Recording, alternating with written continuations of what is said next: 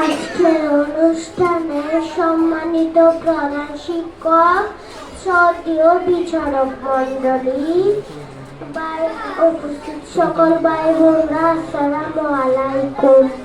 আমি ইনায়া আহমেদ আইদা। আমি কক্সবাজার শহরে বাস করি আর আমি প্রথম শ্রেণীতে পড়ি।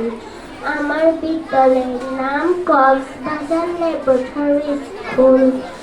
আমি আমার সহপাঠীদের সাথে খেলতে ভালোবাসি। আমার প্রিয় ফুল সূর্যমুখী, আমার প্রিয় ফল আম। বই পড়া, বাগান করা, সাঁতার কাটা, মাছ ধরা, এগুলো আমার প্রিয় সব। আমি একজন বড় হয়ে ডাক্তার হব।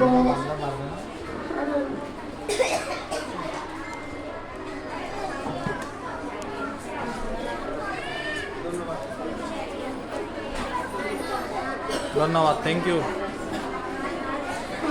ধন্যবাদ।